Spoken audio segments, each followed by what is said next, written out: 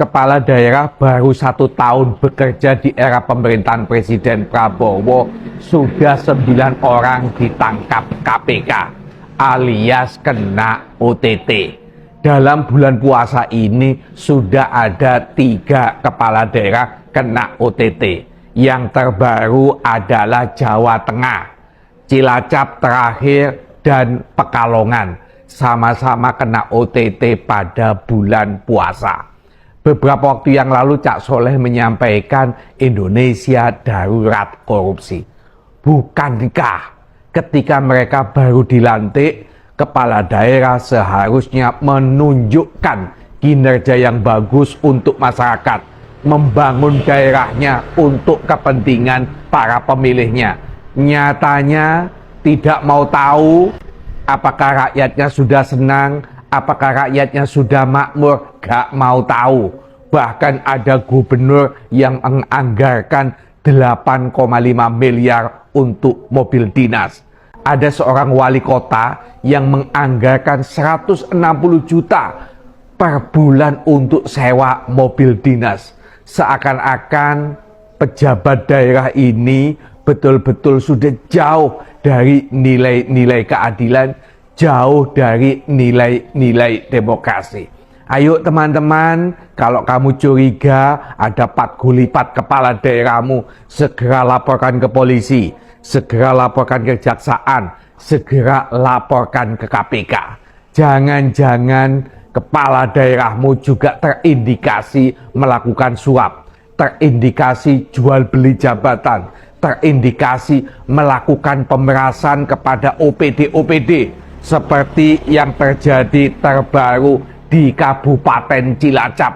Kepala daerah menjelang Lebaran minta setoran kepada OPD-OPD dengan alasan untuk Forkopimda. Sekali lagi, kita dukung upaya KPK memberantas korupsi, menangkapi pejabat-pejabat daerah yang melakukan korupsi. Ulah pejabat di Indonesia selalu banyak yang kontroversi. Beberapa waktu yang lalu, Gubernur Kalimantan Timur menganggarkan beli mobil dinas seharga 8,5 miliar. Minggu-minggu ini di Sidoarjo, pejabatnya bikin bukber merah ala artis Bollywood. Nah, sekarang yang lagi viral adalah wali kota Samarinda menganggarkan sewa mobil dinas seharga 160 juta per bulan, Land Rover Defender. Ini kok nggak masuk akal gitu loh. Bukankah mobil dinas bagi pejabat itu Innova sudah, bukankah untuk mobil dinas pejabat Toyota Innova itu sudah sangat layak. Di atas Innova ada Fortuner, itu sudah sangat layak. Lah kalau sekarang Land Rover Defender yang harganya miliaran, ini kalian itu mau pakai mobil dinas atau buat gaya-gayaan? Padahal sebelumnya ada gubernurnya bermasalah dengan harga mobil dinas 8,5 miliar. Ternyata wali kotanya tidak mau kalah, minta mobil dinas Land Rover Defender. Itu kisaran harga sekitar 3 miliar lebih. Ayo teman-teman, kita kritisi ulah pejabat kita, yang mana mereka tidak punya empati dengan kemiskinan di masyarakatnya. Mereka tidak punya empati kinerja yang tidak begitu bagus, tetapi giliran fasilitas, giliran mobil dinas, mintanya super mewah, seperti lagaknya mereka itu direktur di perusahaan swasta. Kalau memang pengen mobil mewah, beliau sendiri, pakai duit-duitmu. Mau beli yang seharga 10 miliar, mau seharga 20 miliar, itu hakmu kalau pakai uang pribadi. Tapi kalau ujung-ujungnya minta duitnya rakyat, ujung-ujungnya membebani APBD, mestinya itu tidak dilakukan. Ayo kita viralkan, belajar dari kasus Gubernur Kalimantan Timur. Gara-gara viral, akhirnya mobil dinas seharga 8,5 miliar dibatalkan.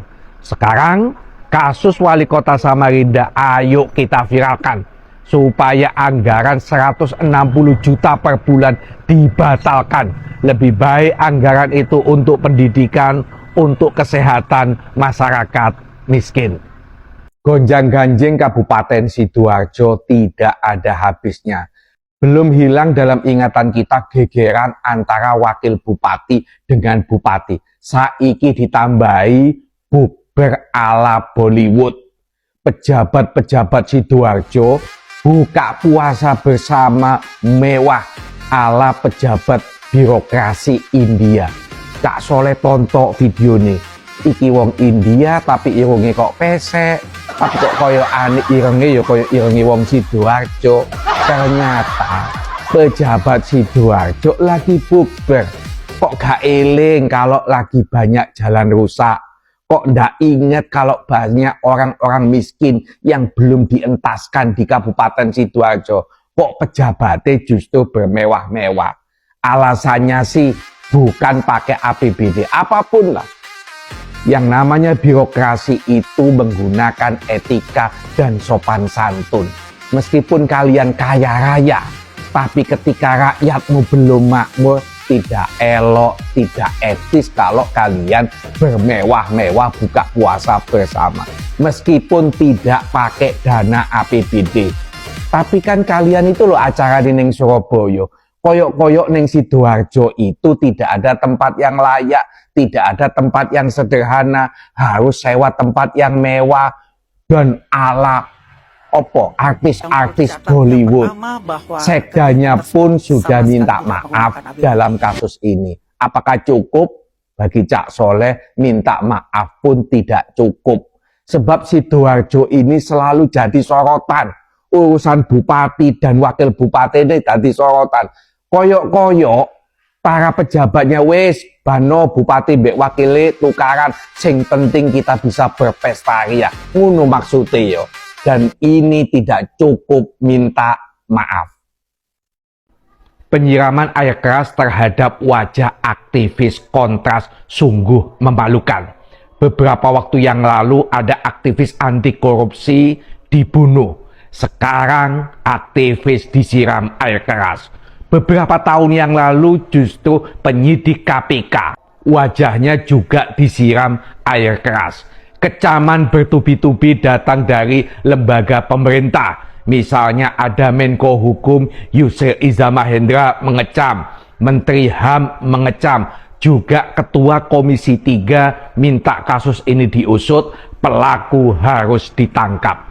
Bagaimanapun negara ini butuh penyeimbang. Negara ini butuh aktivis yang mengkritisi kebijakan-kebijakan pemerintah. Ketika ada suara sumbang, ketika ada sebuah kritikan, tidak boleh siapapun menyelesaikan permasalahan itu dengan kekerasan, dengan penyerangan, apalagi menyiram dengan air keras. Cak Soleh tidak menuduh siapapun pelakunya. Tetapi yang pasti, kasus seperti ini harus menjadi atensi bagi kepolisian. Kapolri harus tegas, pelaku harus segera ditangkap, motif dibalik penyerangan, motif dibalik penyiraman air keras ini harus terungkap. Dalang atau aktor kasus ini yang menyuruh preman harus juga ditangkap, harus dihukum.